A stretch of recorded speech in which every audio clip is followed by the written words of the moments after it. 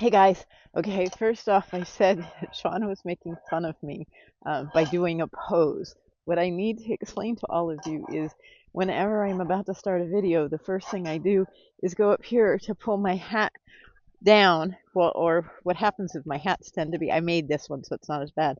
I have a small head, and so my hat is often obscuring my eyes. And so as I'm starting the video, I'm seeing myself and I'm pulling it away.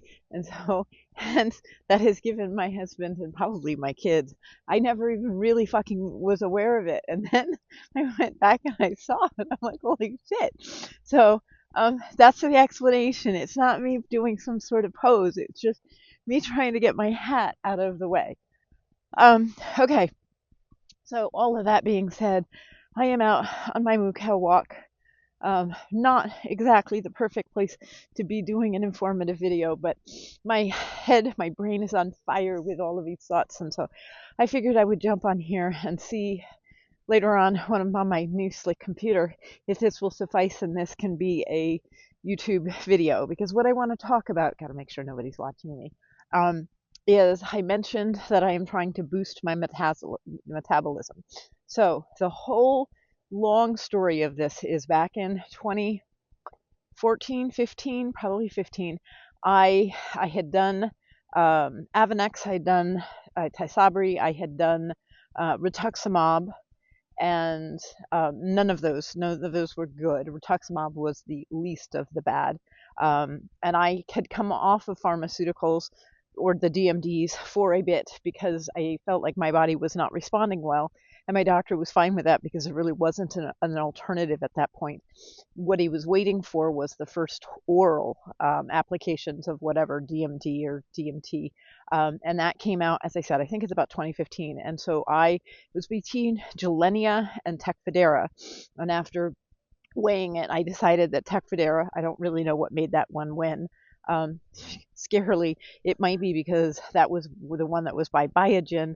And flashback to when I was diagnosed, my mom and dad had a neighbor friend on Martha's Vineyard who was the former CFO. And so I felt like I had an in there if I could possibly someday become a patient advocate and get paid to speak, because even back then I was thinking like I am a writer, I am a storyteller, I need to. And so I don't know if that may have been part of my reason to choose Tecfidera, but I chose Tecfidera. And even though my body had responded so fucking horribly to, if you read my book, you know, my Tysabri experience and my Avonex, but it was not what it was not good. My body was rebelling, and for some reason I decided that just taking it orally would mean less harm.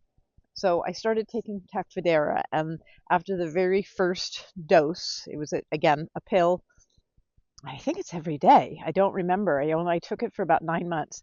But what happened when I went on it? I, having not been on any DMD for 2.5, 3 years, um, I became constipated, and I did not take a shit for, I shit you not, 30 or 33 days. I have to look back in my writing to know the exact amount. But either way, that's a long fucking time. And I mean, when I say I didn't take a shit, there would be tiny little um, bits of bowel movement, but nothing significant, nothing emptying out my intestines, nothing getting rid of all of the food that I was eating. And I kept calling the nurse at the doctor's office, and even eventually went back and talked to my doctor and said, "This is making me constipated." And he just kept saying, "It's not a side effect. It's got to be something else, lifestyle, whether it's because you quit exercising or you changed your diet." And I hadn't done any of that. And I was like, "It's the medicine." And they wouldn't listen to me, and they wouldn't listen to me. And it got really bad, as I said, for 33 days. And then after that, it was like maybe once every 2 weeks, and that lasted all the way through. So basically, even though I wasn't putting it in intravenously, which I had accredited my body reacting so severely, going in my gut just completely destroyed my gut biome, because after that I was constipated 2015 all the way up to 2021 maybe, when it went the opposite way, and I developed chronic diarrhea, which I discovered was small intestinal bacteria overgrowth, which kind of makes sense because everything had been so compacted in there. I'm sure there was fucking overgrowth of everything. I mean, it was probably disgusting in there.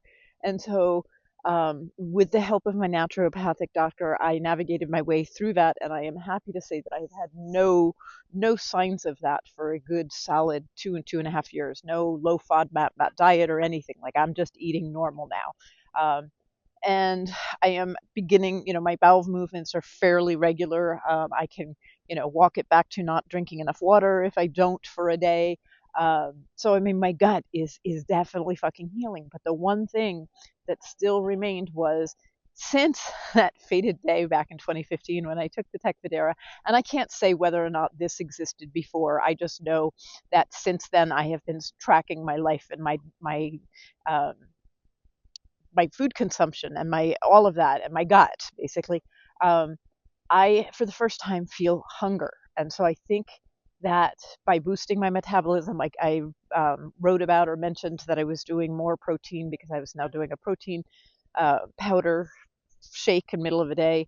And so I think all of those things have helped, and I finally, for the first time in at least 8, if not longer, I feel hunger. Like, when I say I don't feel hunger, it's not like, oh, it doesn't bother me because I'm used to that. I feel nothing, no indication, like grumbly. Like, I just go through the motions of knowing that I need food morning, afternoon, and night. And through the years, have learned more of what I need to put in my body during that period of time to allow myself to heal. But I mean, I make a beautiful meal and I sit down and I have to force myself to eat it because I don't feel hunger. And as I said, that's changing. And I am feeling hunger. I'm waking up in the middle of the night, starving. Um, I have my smoothie in the morning and then I go and I do my rolling and my stretching, and my stomach is growling by the time I head out for my walk. And so I have to grab a snack, which is my homemade beef jerky and some green apple slices. And I'll go home and I'll have my eggs and some sort of protein. I make sure I have either leftover beef or chicken from the night before, or that I have a round of my beef liver. See, this is why the hat goes down. Um, and all of that, as I said, has made it so that I'm feeling hungry. My only complaint at this point is it's a sensation that I am not used to, and it is making me really fucking annoyed. I get people say they're hangry. I'm gonna have to work on this. I'm remembering that feeling hunger means that possibly my body is now going to get rid of this fat it has been chronically storing, because I am so ready to not weigh 25 pounds, 30 pounds more than my body should carry. And I am feeling much more less puffy, and less achy, which was all the results of me and the menopause. Not saying it's over, but we're definitely on our way out of that cloud as well. So it's like everything is finally beginning to come together. And after all these years of just chipping away and never really feeling substantial differences, because there have been so many bumps in the road, from the chronic cavities that I had and having to do all that dental work and stuff, to again being constipated, to then having the SIBO. Also throw in there, I had really severe anemia, so I had to do a round of 2 rounds of the uh, iron therapy. And so again, those are shocks that my body had to go through, and each of those I just kind of plugged along. And I think I am finally ready to say to the world, I have figured it out, because I I'm healing shit. I am feeling better. I am walking. If I weren't, I'm still working on my pelvic floor, still pee my pants. But even that is I'm learning and I'm getting better. I'm sensing that this is going to be fixed. And so then I'll be able to say I'm running again. And that's just fucking mind blowing, because when I went off of all the pharmaceuticals and I started using cannabis and CBD, but it's so much more than that at this point. I'm going to use every single kind of mushroom I can get my hands on. I do microdose. I want to go with a bigger trip, but I want it to be medically guided. But also just so many other herbs. I talked about my elderberry syrup, which we now call dementia syrup. You'll have to watch that video. Um, dandelions root, whatever that is. Yeah, dandelion root, milk thistle, um, nettles, red clover tea. I mean, there are so many things that I have incorporated into my life that I didn't even really think about how much I'm doing to try to make my body healthy. It's become my absolute obsession. It's all I think about.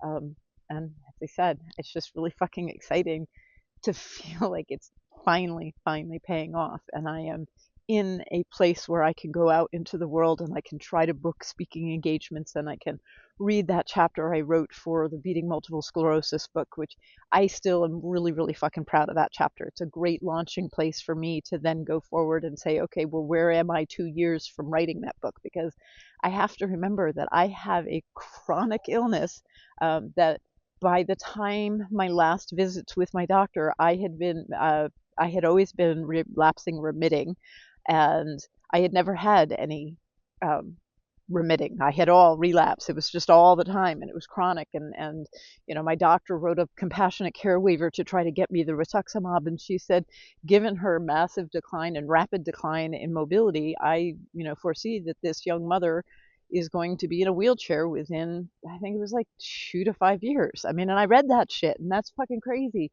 And I was told that, as I started to say at my last doctor's appointment, that I was probably transitioning into primary PPMS, primary progressive. Oh, and there's a car. Horrible.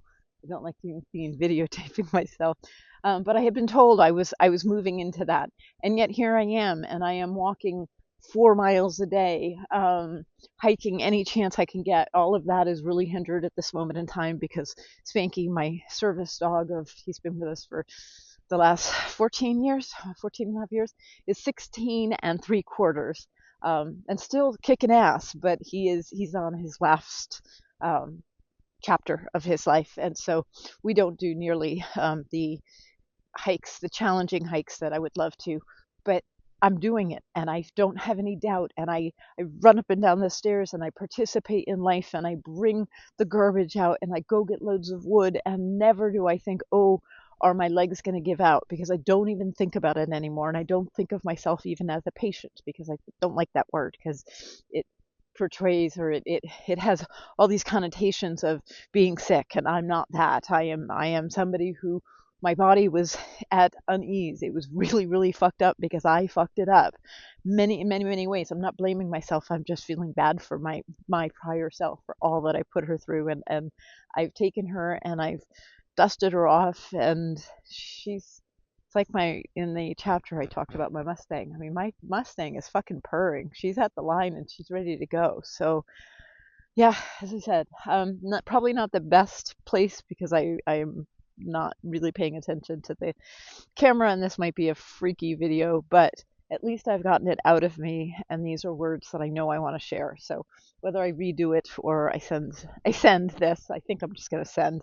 Um, I'm trying to share with the world everything that has happened, because it's pretty fucking amazing. Okay, bye guys.